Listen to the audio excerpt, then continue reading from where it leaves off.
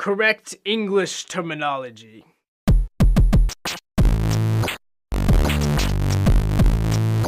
The alphabet letter Z is pronounced Z here. This one sounds weird to me every time. In America, it's just Z, like Z-E-E.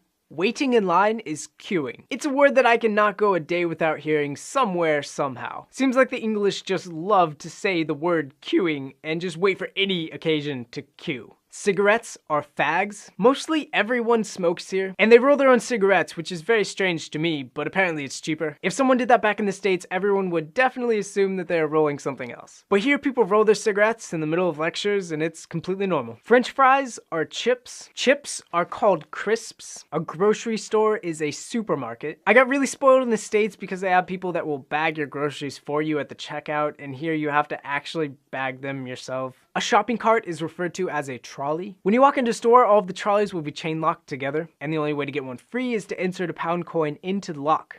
You have to place a 1 pound coin inside this slot, right? And then that pushes and unlocks it from the rest of the chain.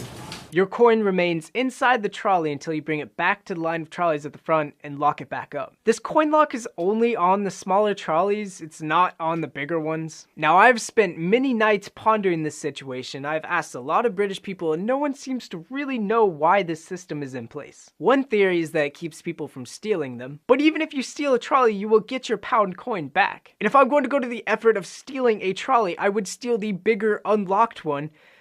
Duh. The only explanation I can come up with is that it encourages people to put the trolley back at the front so they don't lose their pound. And that benefits the store because the workers don't have to go around gathering and organizing the trolleys. Still doesn't explain the bigger unlocked trolleys, so my theory does have some holes in it. If you know the true reason, please let me know.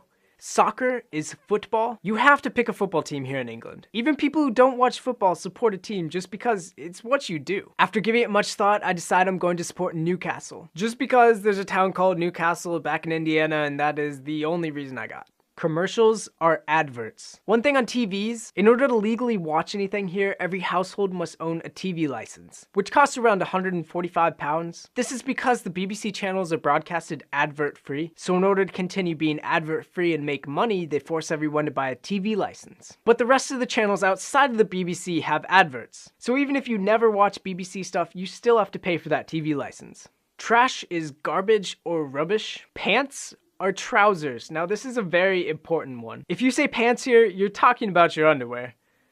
Like pants, panties. That's probably the most difficult one to get used to. Even with all these weird Zs and queuing, British people are hilarious and fantastic, and I'm just absolutely loving it here in England.